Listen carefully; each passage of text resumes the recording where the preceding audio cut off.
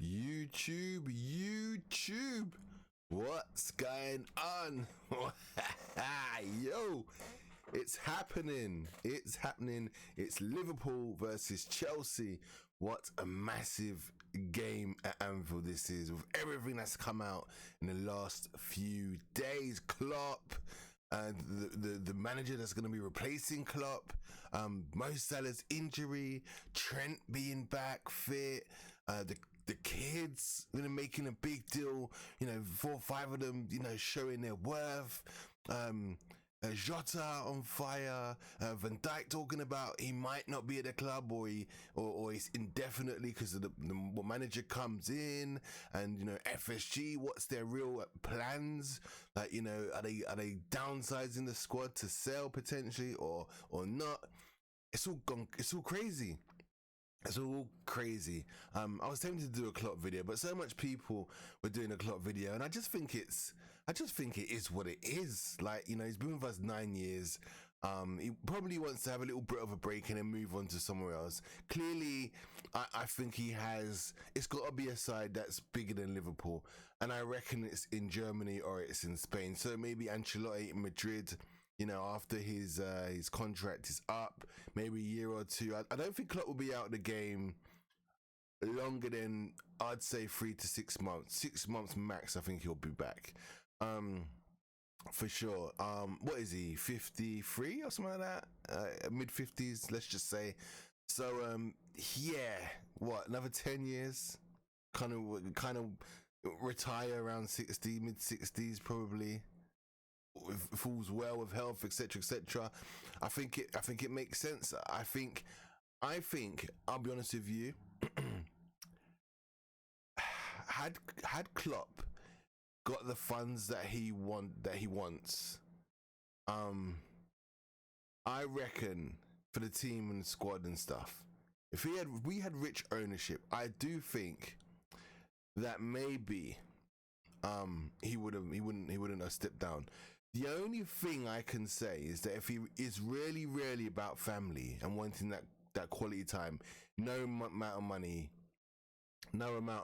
can replace that.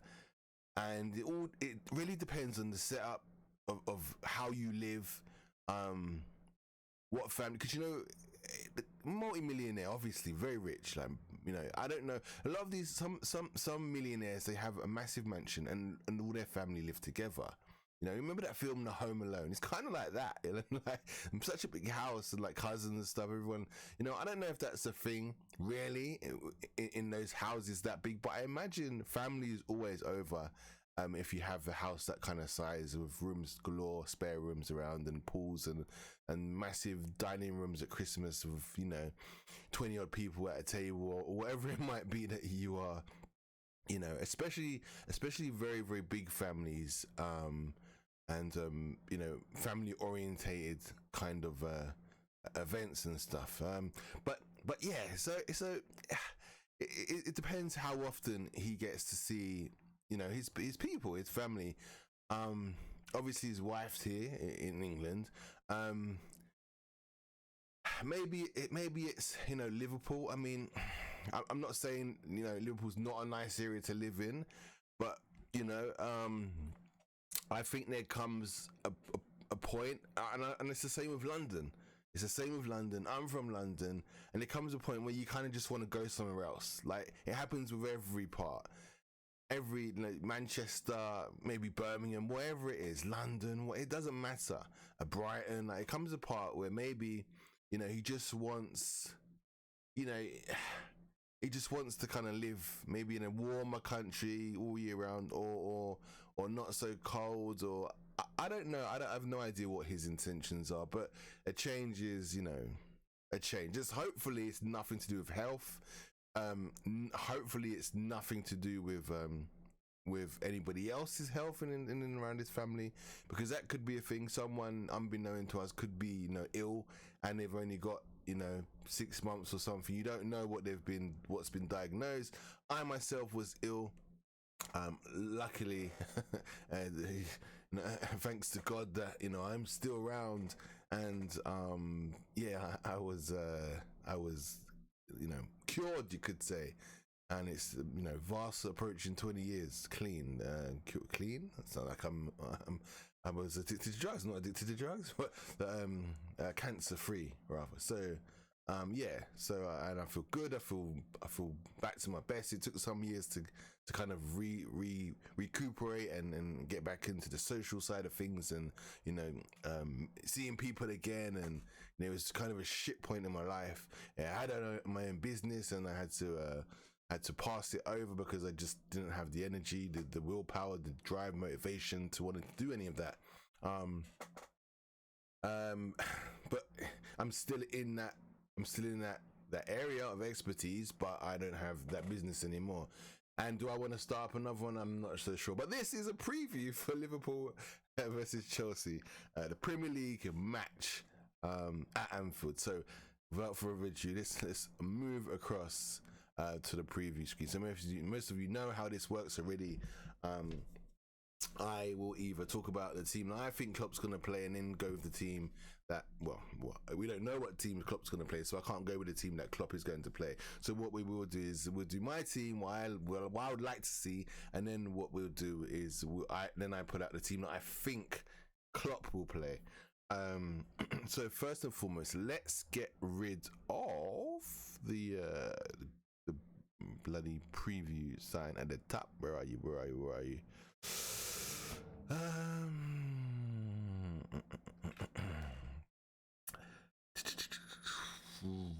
Restrictions. What the hell is that?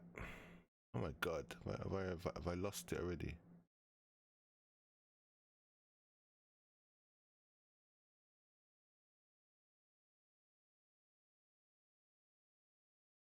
God damn. Where the fuck is it? Where is it?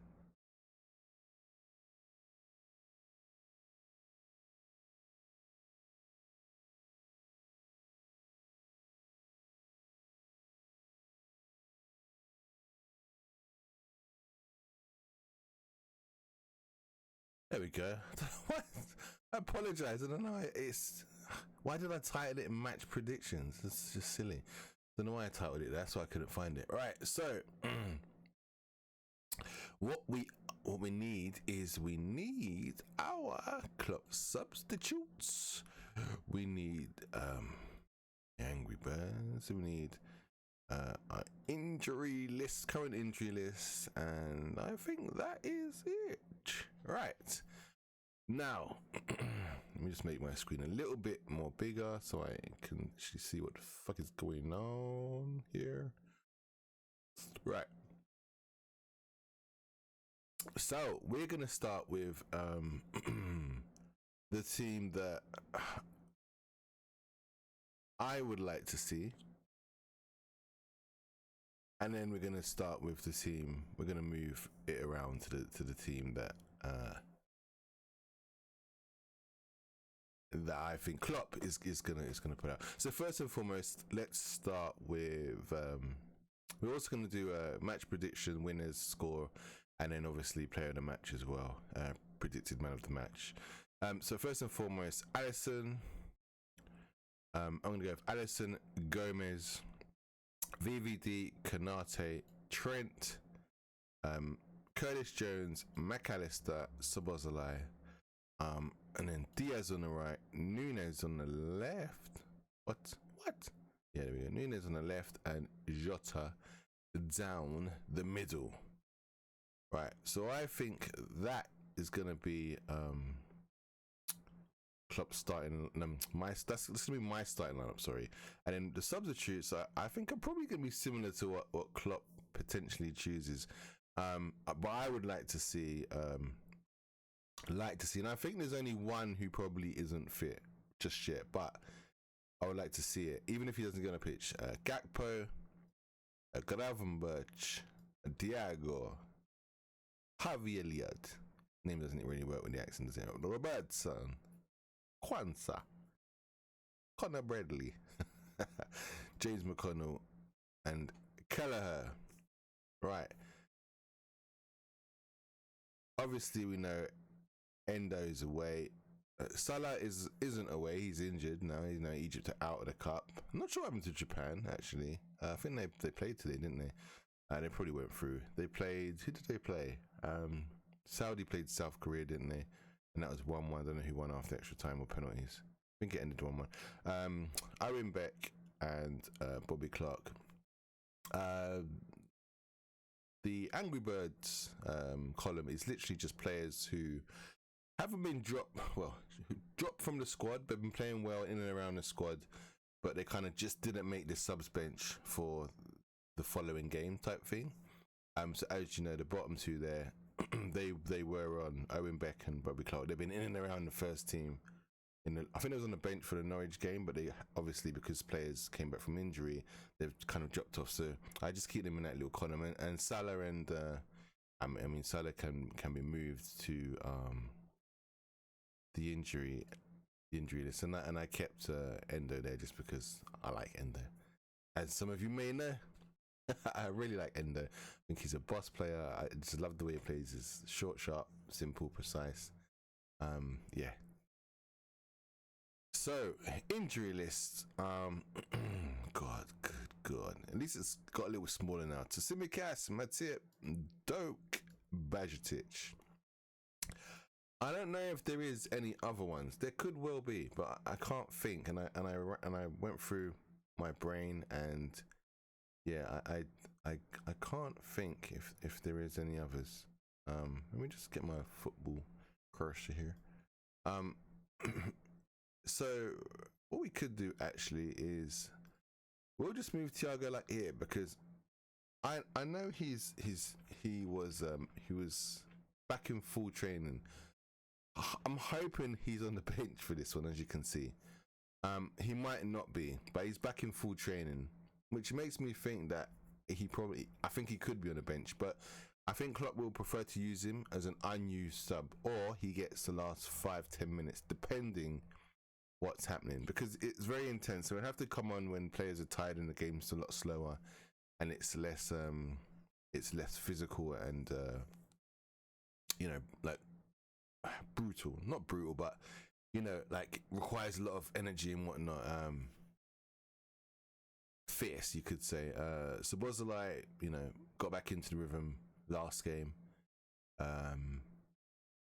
So as for my team,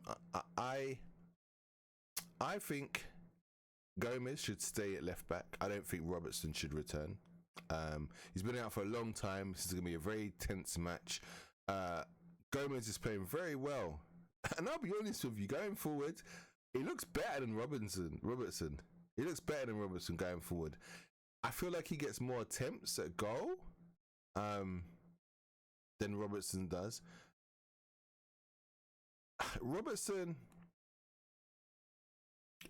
last season or this season, I don't think he's been too good, right? And then he got the injury. Last season he wasn't good. The season before that he was good.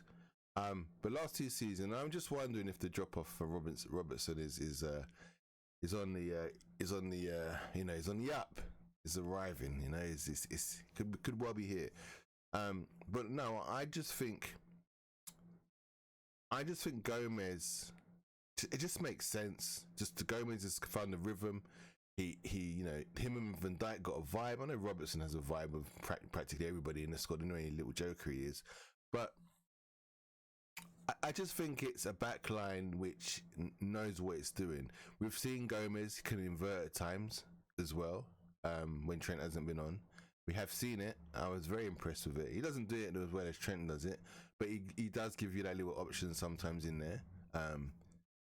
So that's very clever of him. So we got it from that side, and also we got it from Trent as well. So I don't think Robertson should come. I think Robertson should come on in the second half potentially. If we we need a goal, and it's not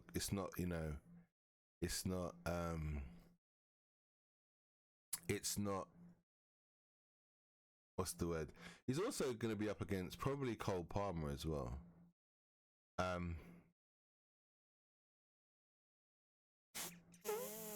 Who's the best candidate to hold off Cole Palmer?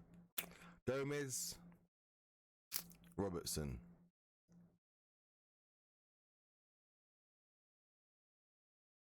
I don't know. I'm not sure. I feel like I've seen this season and witnessed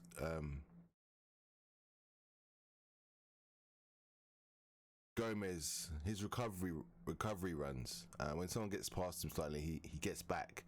I've seen him do it a number of times. I don't really remember Robertson's recovery runs being that good.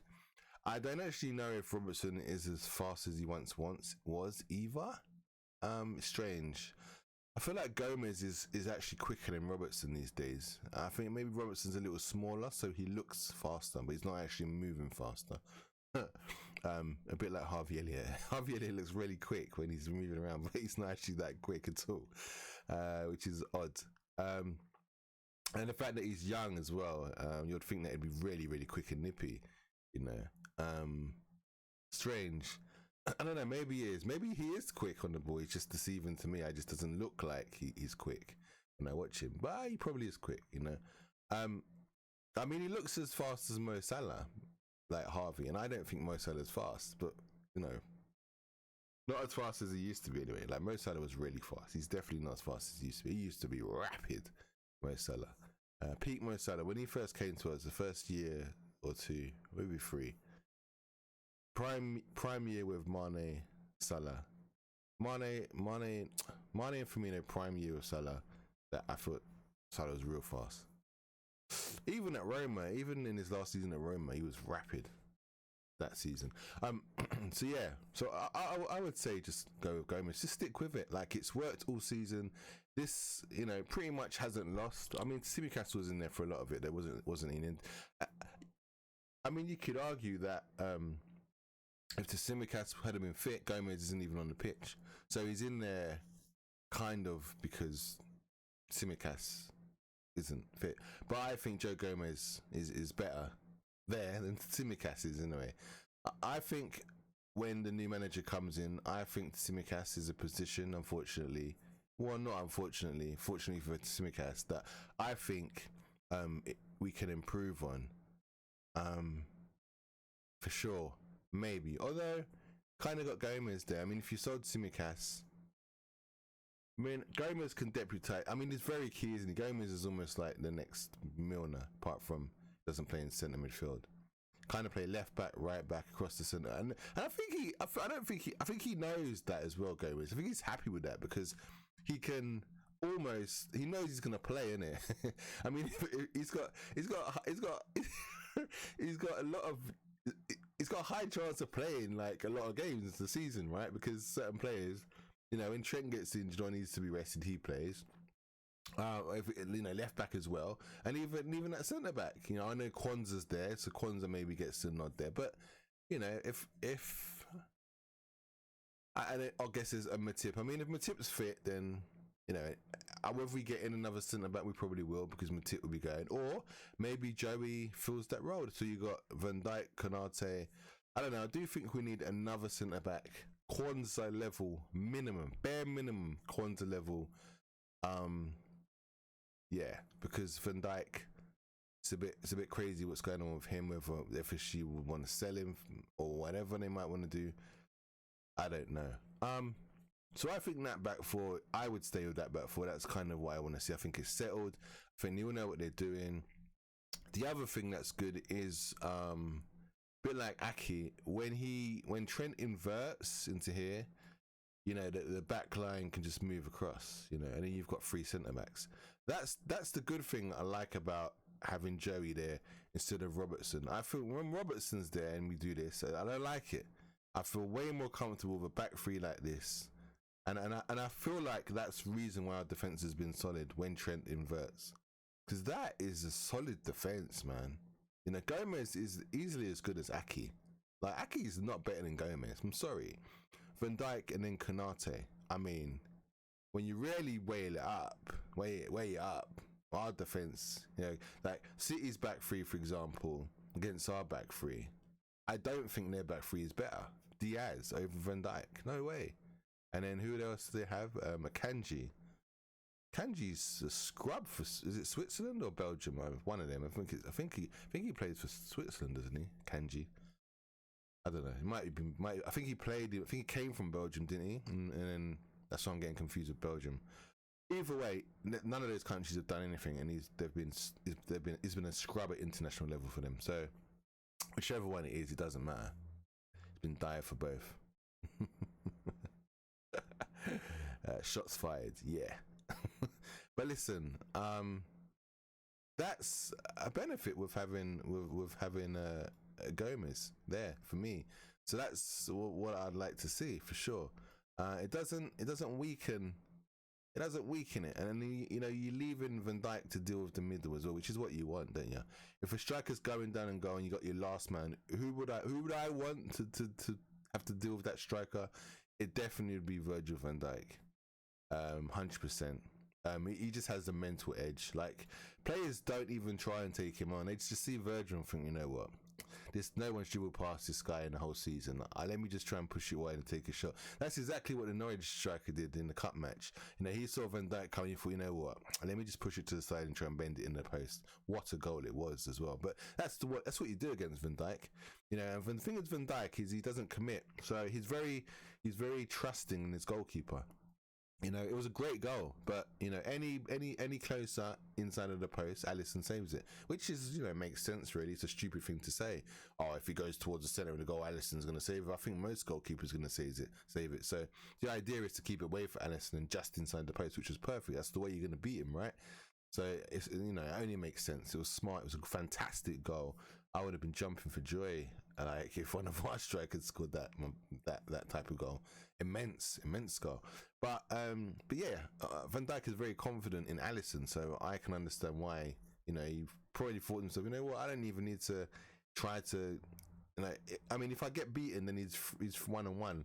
I'd rather force the shot and my goalie, have the faith that my goalie is saving it, rather than go for try to intercept and be beaten, and then my goalie has no chance with his But it was a fantastic goal. So yeah, I would rather Van Dijk be that man personally. I think Konate, if Konate was in dealing with that situation that Van Dijk had to deal with where the Norwich striker scored, I think Konate goes for the tackle, intercepts and risks being beaten. That's just Konate. But it's nice you got a little bit of a blend of both of them. I mean, there's a lot of stuff I like about it. I do wish Van Dijk was kind of more like Konate sometimes, a bit more rugged and a bit more but I don't know, he just doesn't have to. He's just natural aura, isn't it? Whereas I think Konate kind of has to be. He's more hands-on, he's more physical. That's when you're running up a Konate, you're gonna, you're scared of getting your ankles whacked or something, or just being taken out. Like the ball's just gone and your legs are gone as well. Guy takes everything. I call him the beast. Like literally, he's the beast, man. But yeah, so, and then obviously Trent just in there. Him and McAllister. Once they form that nice little bonding link up, McAllister had a brilliant game in the last game, last Premier League game, actually. Who was it he played against? Can't even remember who he played against before Norwich. Bournemouth. I think he was fantastic against Bournemouth. He was brilliant, so good, and they got just annihilated, and they were in really good form, and it was in really good form. So yeah, him and Trent, I think that could be very good. Also, he has a bit of covering there when Trent moves in, and then it becomes like a free. Really good. I like the inverted. I like the invert. I do like it. When it feels balanced, I like it. So yeah, that would be my back four, and I'll keep that back four. McAllister. From my videos, some of you will know what I feel about McAllister. He has moments. He's adjusting to this position. He's not a natural six. My natural six, I really like Endo. If I had the choice, I would play Endo in there 100%. I just loved what he does in there as a DM. It's just short, sharp, quick, clean, simple, precise. Think about your pass before you even get the ball, who you're going to pass to next before you even get the ball to your feet, so that pass is ready. Have a second option ready in case the passing line's closed for your initial pass, then you use your backup pass. it's very, you have to be very short, sharp, and quick. And I think now that Endo's adjusting to the team, getting to know everybody, and also catching up with the speed of the game, I think he's showing you the quality he has in there, especially around the quality of team. Unfortunately for Endo, I don't think he's gonna start as a DM in there. But what's interesting now is that, with Klopp on his way out, what does the next manager do? I mean, this is not for this show really. But what does he do? Like, what does he do? Will the next manager fancy Endo in the DM and then will McAllister be like, oh yeah, I want to play in the 8? Does McAllister and do they become competitive now for that 10 spot, 10, 8, whatever you want to call it, double 8, whatever, 2 8s. Does it get competitive there now? We've seen Jones in here,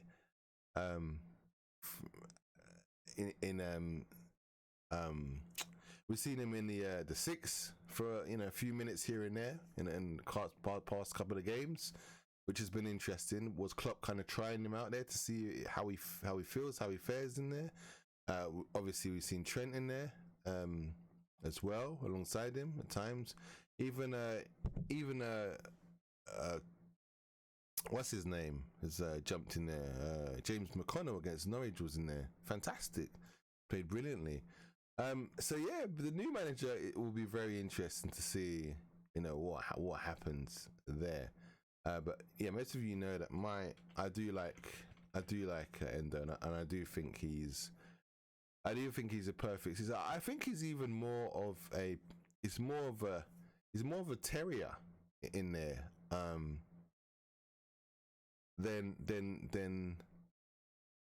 McAllister. I think he reads the game better he's a DM. McAllister is not a DM. So while I feel Endo, he reads the game better and he intercepts better, and he doesn't.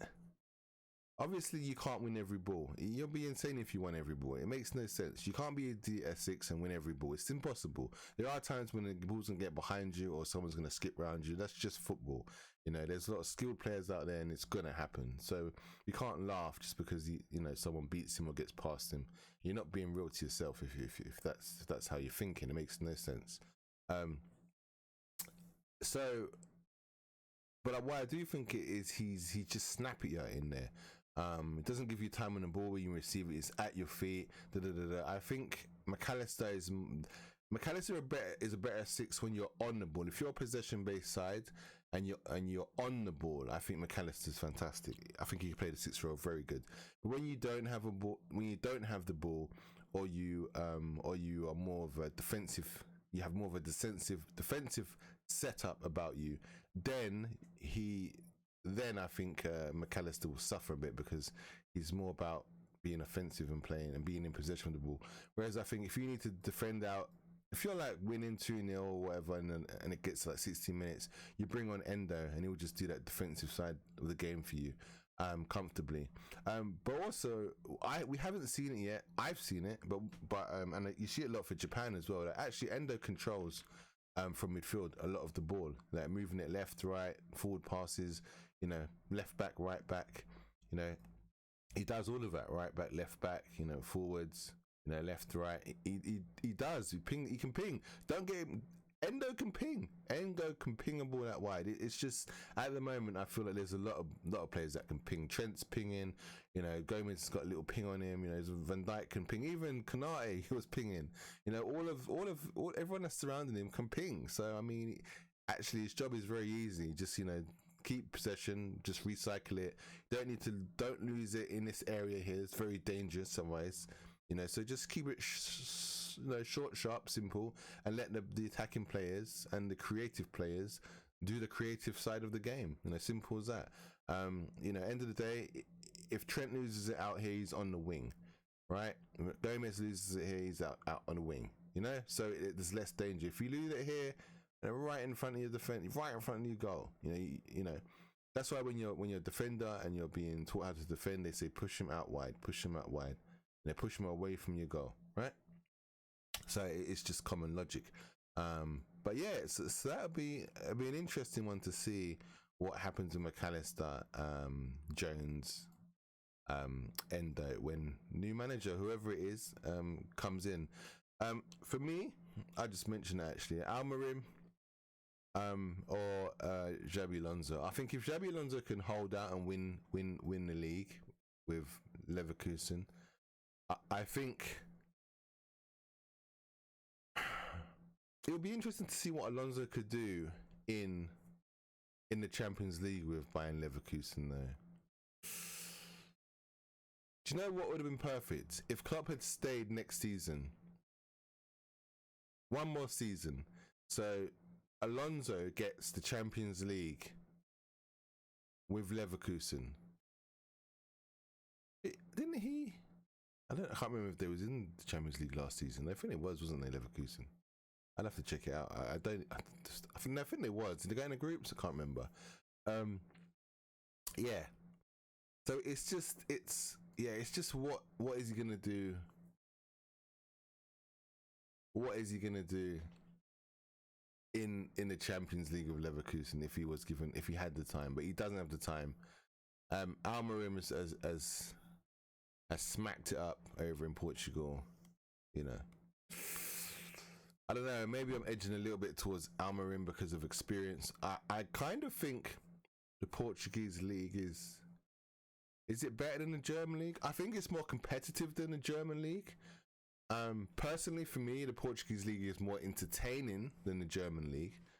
I just think the German league is more highly thought of, potentially, though, by the overall people. Mainly because, you know, it's got Bayern Munich and Dortmund, you know, they're huge teams, especially Bayern Munich. So I think that's what gives probably, you know, I mean, the Portuguese league is definitely better than the French league, but you got PSG in it. You got PSG in the French league, but I think the Portuguese league is better than the French league. I just think it's more competitive than the French league and also the German league. Well, actually, I mean, you have had Dortmund, Leipzig, but you know, Bayern Munich have won it the last 9 times in last 9 seasons or something like that. Some crap like that. What's that about? It's just ridiculous. But yeah, so I'm at the moment I'm edging towards Almarim. I think. It is Almarim his name, isn't it? I keep seeing that the Newcastle winger's face, Almiron. I keep seeing him in my head while I'm saying Almarim. Maybe I'm saying it wrong. I don't know. I'm sure it's Almarim.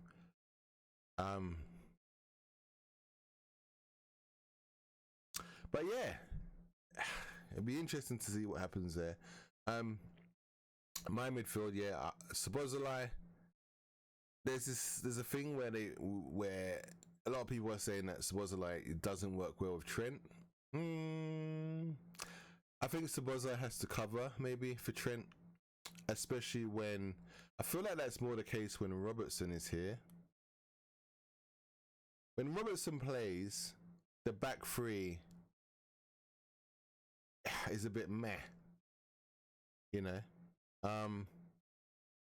It's a bit, I don't know. I don't, like I said before, and I explained a little while ago, I don't like this back three. I don't like this back three. I like these two, but I don't think Robertson is capable left centre back, right? And I think then what happens is, although these two have a great partnership and a bond, and they've played together for ages, and they understand each other like clockwork, yeah.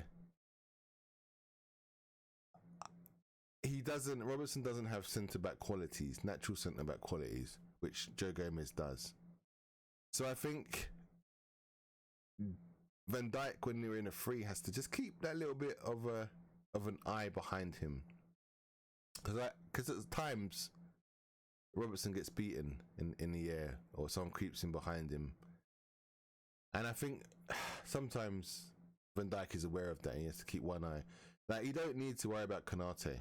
You know, you can just tell he leaves Konate to do whatever he wants.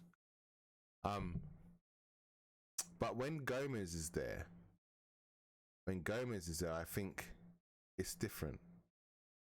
I think VVD does his own thing and knows and is capable of that and knows of Gomez's capabilities as a left-sided centre back.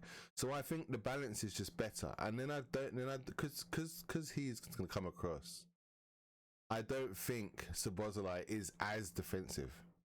So I think he can play his game then. It'll be interesting to see what happens here. I don't really think he does impede on Trent's game personally. Now, what I do think is interesting is that, and I've said this in some of my other videos, is that Szoboszlai is almost like a very improved, is like for like Henderson, but he's better than Henderson. If Klopp could buy Henderson, he would have signed. If Klopp had to sign Henderson, right? And the problem is when Klopp took over, Henderson was there, and he needed to think of a way to use Henderson, right, to the best of his ability. What he would have liked Henderson to do is had more quality on the ball, right?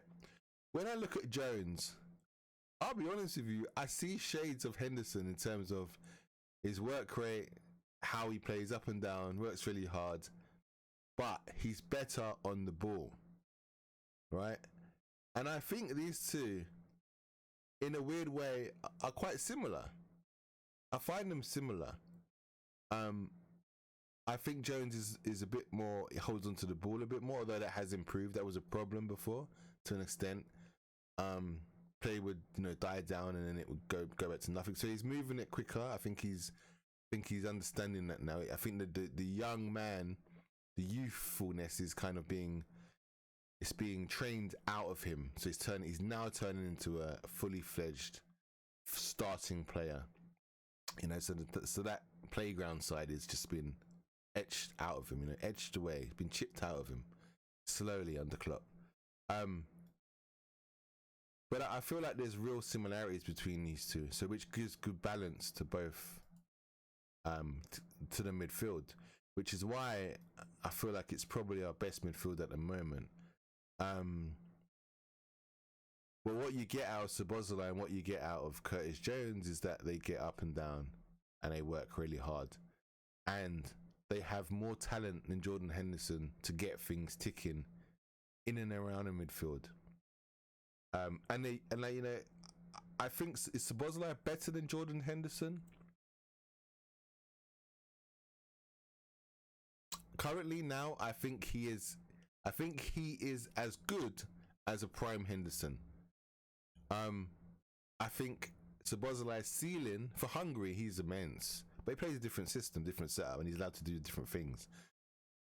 His ceiling is much higher than Henderson's, and I expect him in a season or two to be like, I do expect Szoboszlai to bang on the door of being, bang on the door, like not walking through the door, not got in and locked the door behind him, just just a little low knock on the door, just like of being the closest things to dare I say it, like Steven Gerrard, like that we've seen in a Liverpool shirt in the last 10-15 years.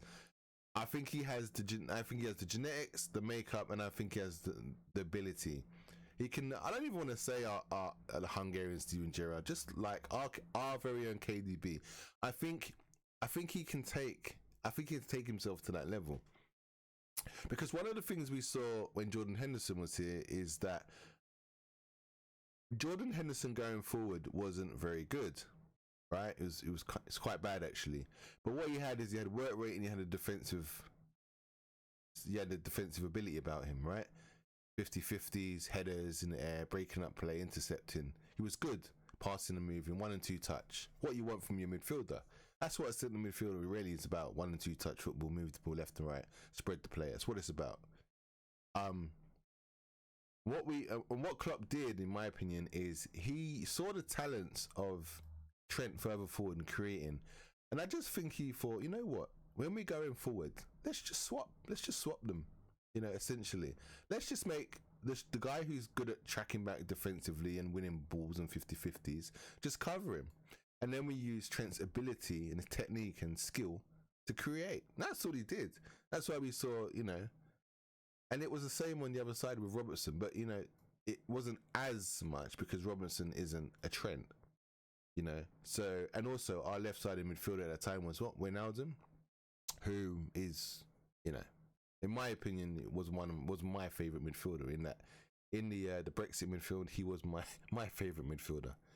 It wasn't Fabinho, it wasn't Henderson, it wasn't Milner, it wasn't anybody else. It was Gini Wijnaldum. I really loved the way that guy played. And actually, I do also see a little bit, not loads, but time to time I do see, you know, a little bit in Curtis of Wijnaldum. Just to play it, the way to retain possession, move it around, pass it back. You know, 1 and 2 touch. You know, sometimes. But yeah, Gini never used to push as far forward as he used to. He used to sit. He never used to really go too far forward. Gini he used to just sit alongside the DM more time.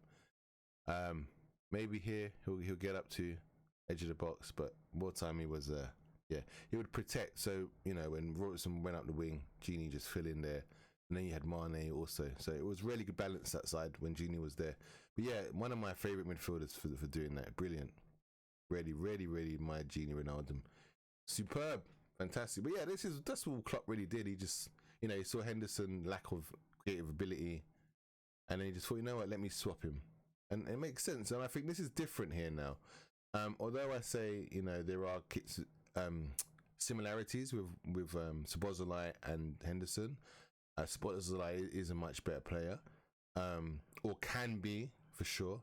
I think he allows Szoboszlai to still attack. We see Szoboszlai shooting regularly and getting in around the box, and that's because, you know, he has the work rate, but he also has creative ability.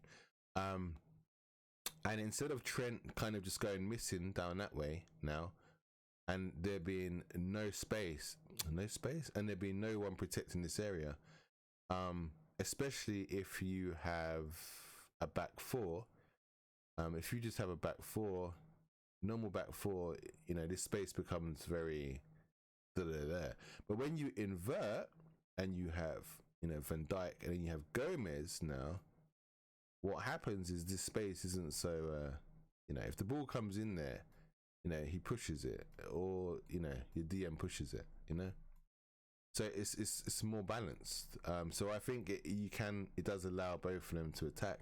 I mean, if you don't want them to both attack, yeah, of course. I mean, part of playing this role here is to fill in for your right back when he's not inverting, or when he is inverting, whatever it might be. So yeah, I think it's I think it just makes sense. I don't feel like they can't play together. I've seen people with that kind of sort of that talk, that agenda, but yeah, I don't really see it. And if it was a thing, then I think Klopp would have probably recognised it for now. You know, look, just use logic, right? Henderson has been playing with Trent for how long? Look at Henderson's sort of what he did in the team, right? Playing with Trent. You know, Szoboszlai is a lot younger. You know, he's a lot better. So, and he's similar height, similar build. Defensively, is improving. Wasn't great initially when he joined. When the work rate's coming, he's doing a lot of that now. And it's, why would he not work but Henderson works when the makeup is predominantly the same between Henderson and Trent, and Szoboszlai and Trent. Szoboszlai and Henderson do have a similar makeup in my opinion. But Szoboszlai is just an upgraded version. Szoboszlai would have been the player Klopp would have signed if he didn't have Jordan Henderson already at the club. It was unfortunate Jordan Henderson was there and he was captain, but he just didn't have the creative ability that Szoboszlai has. But like I said a little while ago, Klopp just thought, well, okay, I'll make the creative ability, but I'll just use Trent in front of him. That's what he did, and that just gave that side it gave that side solidarity as well. But this is a setup now that we haven't seen. Diaz in front of Szoboszlai, which the balance is. I mean, Szoboszlai and Trent, yeah, cool, you know. Defense, that will make sense. We're not seeing this partnership or really how those two are linking up. That's if Diaz even plays there. That might not even be Klopp's team. Klopp might play Harvey there. you know, and Diaz is on the bench. What else could he do? I don't think he can do anything else. The only option is Harvey there in the right of midfield. Could he play Szobo there, maybe? As a winger? I mean, I wouldn't mind seeing that one day, I'll be honest. I really would like to see that. I actually really would like to see that. Because for Hungary, I know he doesn't play there for Hungary. Or at least when I've seen Hungary play, because of him, he's not played there. But yeah, I mean, I think for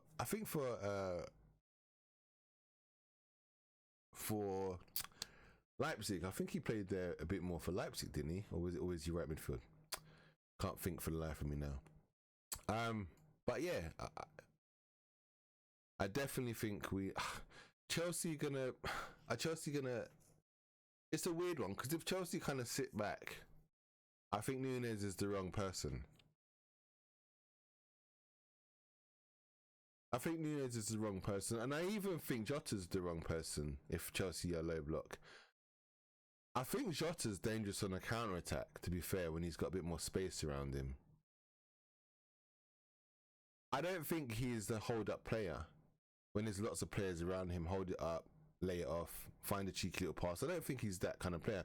I think he's a counter attack striker, like a poacher. You know, an absolute finisher, like, you know. He's not even I wouldn't even say he's a Chicharito kind of striker. Or is he? Maybe I'm doing him an injustice. Maybe he is. Maybe he is a Chicharito type of striker. But I think if Chelsea sit back, then I think Nunez isn't. I don't know. It's a difficult one. I'm not sure. Really difficult because we need the space in behind.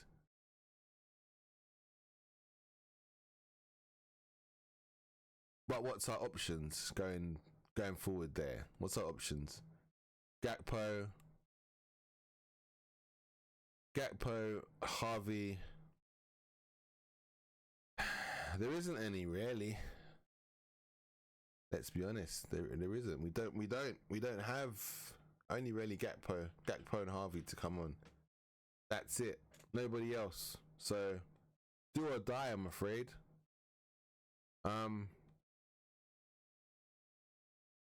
So let's hope that Chelsea come out and take it to us. They need points, don't they? They want to spoil the party. Maybe Gakpo starts instead of Jota. Jota comes on when Chelsea's a bit more tired.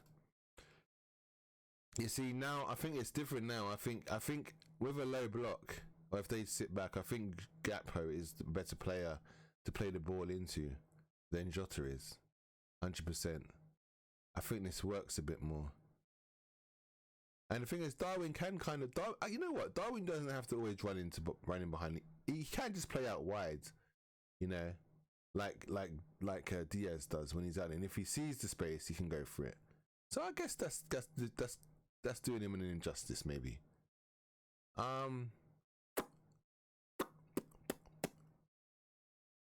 I think that would. I actually think that would be better.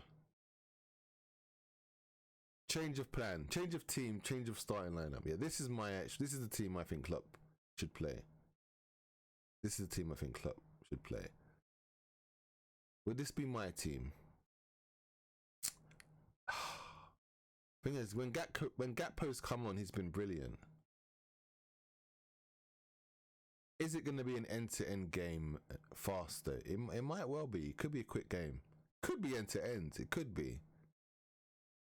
I think that will go against Chelsea. If they make it, I don't think they want to make it end-to-end. If they make it end-to-end, we'll win. If they make it end-to-end and open, we will win. They need to keep it tight and slow the game right down. Bore it out.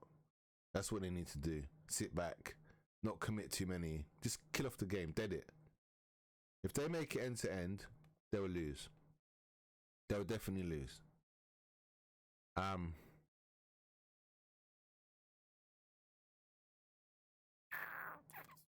gonna go with this one. Yeah, I think this is the team that will play. I mean, I would love to see Thiago in there, but part of me is being realistic. I don't think Thiago's definitely not going to start. Imagine Thiago starts over Jones. If you were Jones, you'll be so pissed off, wouldn't you? You'll be so pissed off if he just comes back and starts straight away. He's not going to start. So as much as I want him to start, it's pointless. I'm trying to choose a team that Klopp is likely to field without it kind of being Klopp's team or what Klopp might choose. But well, actually, I'm doing it like, as a whole contradiction, because I've just said I'm going to do my team and then I'm going to do the team I feel like Klopp's going to choose, or what I think Klopp will choose. Yeah. So I mean,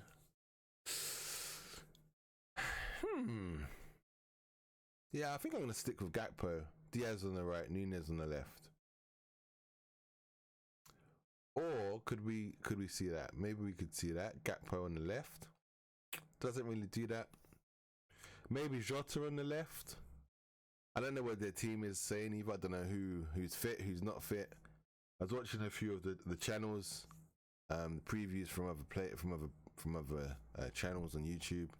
Some of the really popular ones, and apparently some of their players are missing key players, especially in defence. I think they're missing like 2 starters in defence, some regular starters.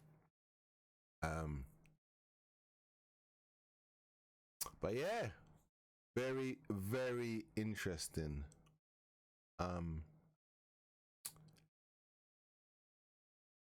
Substitutes, not even spoken about substitutes yet. God, I've dragged this right on this. I've not done one of these for a long time. I'm enjoying myself talking about it. This week's been crazy. I'm excited. Tomorrow, I'm excited. Harvey Elliott, Gravenberch, Thiago, the young guns, Bradley, McConnell, obviously Kelleher. I don't think who's gonna play. So we're allowed is it 5 substitutes? Yeah, we're allowed 5 substitutes. Who's gonna play? So I think Jota's gonna make an appearance. Let me just move this back here. I'm gonna go with this team actually. Yeah. So I think Jota's gonna play. So that's 1. I think Harvey Elliott's gonna play. That's no. Robertson is gonna play for sure. Robertson's definitely gonna come on, right? 1. Kwanzaa is only coming on if there's a centre back injury. 100%. So I don't think he will play unless we get an injury there. Calvin Keller, he's not gonna play unless obviously there's an injury. McConnell,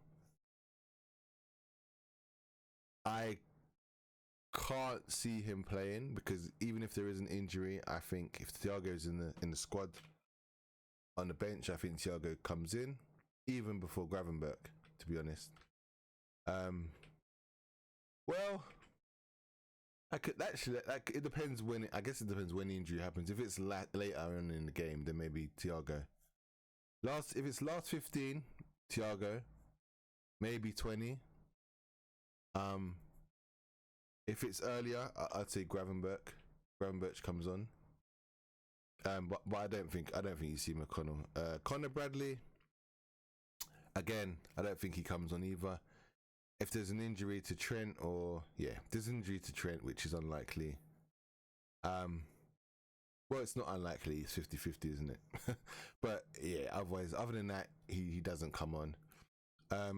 So obviously Robertson, Thiago, Gravenberch, Harvey Elliott, Jota. So they're your 5 that will make an appearance. In my opinion. If Thiago isn't,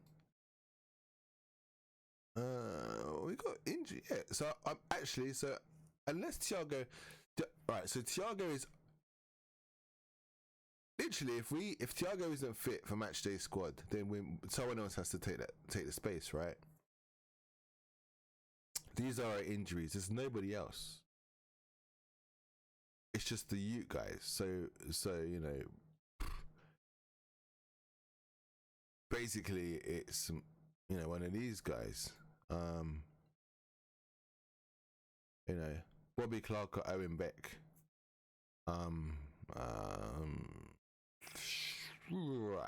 Gets techie after that. Cade Gordon, not a midfielder. Luke Chambers, not a midfielder. Inyoni, he's not going to play.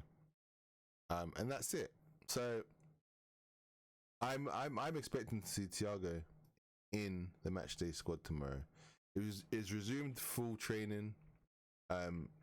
Obviously he must have been back in full training, not just one session before Klopp's match preview, whatever it is what do they call it now? Where he's at the desk and he's speaking in a microphone to the media press conference. Obviously he's been training, prior, so he's probably been involved in a few training sessions, full training, I imagine. I don't know that for certain, but I imagine he's participated in a few for him to be, 100% ready for these.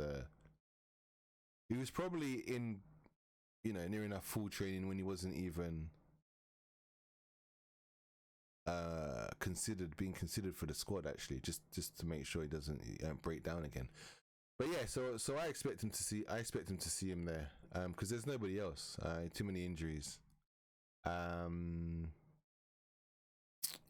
mean, he could just, Klopp could, if he isn't there, Klopp could just put another defender on the bench or another attacker.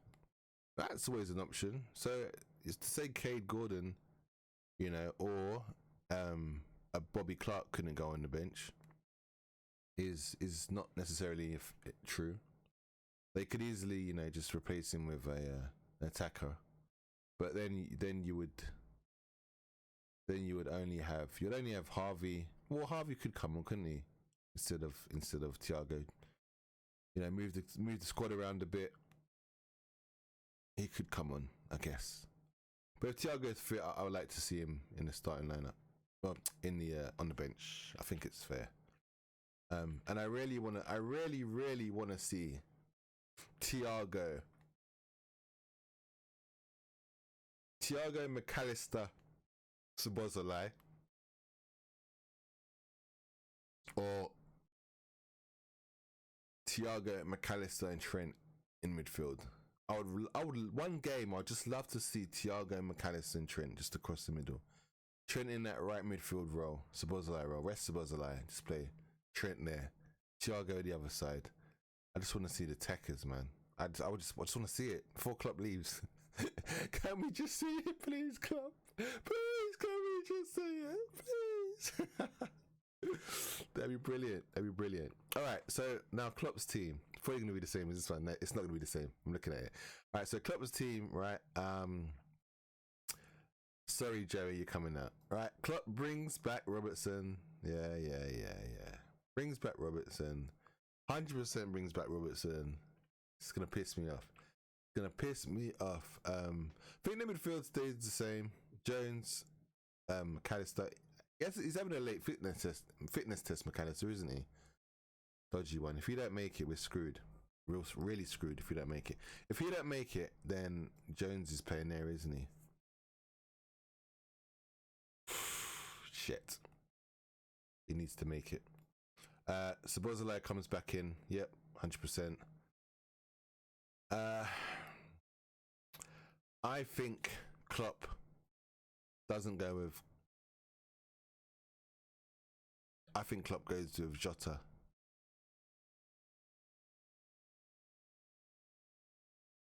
I think Klopp does this. Jota on the left. That's what I think he's gonna do. But I think these guys might kind of swap over at times. I think this is going to be Klopp's team. It's got a weird feeling. He'll want that. He needs that kind of. I was going to say Mo Salah. You can't have Mo Salah because he's injured. He needs that in behind.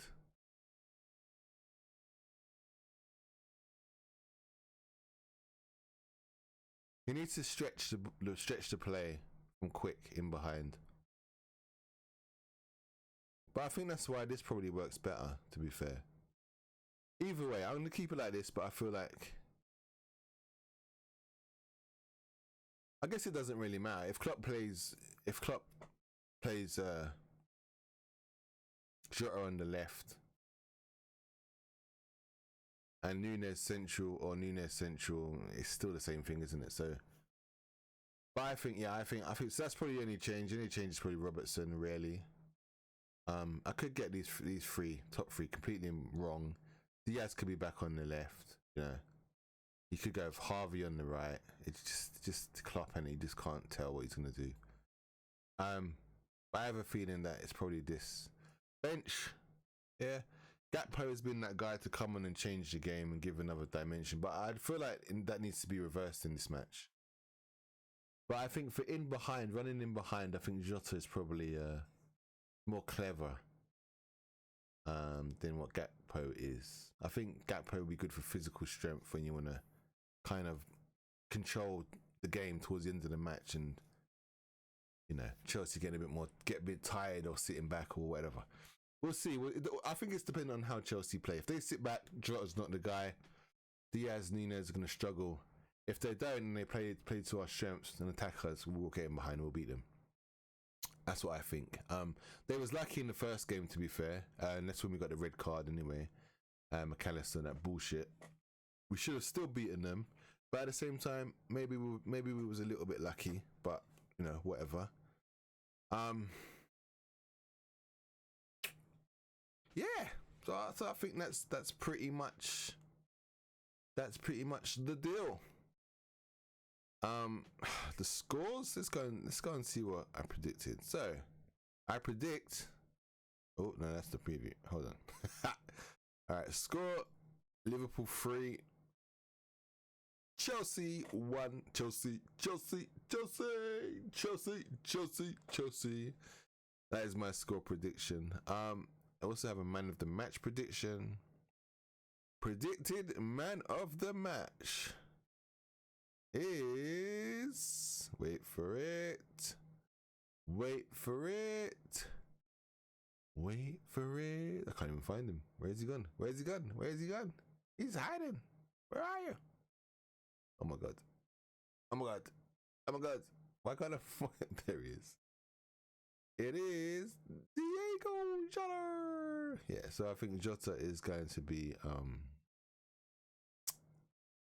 our predicted man of the match, Thiago Jota.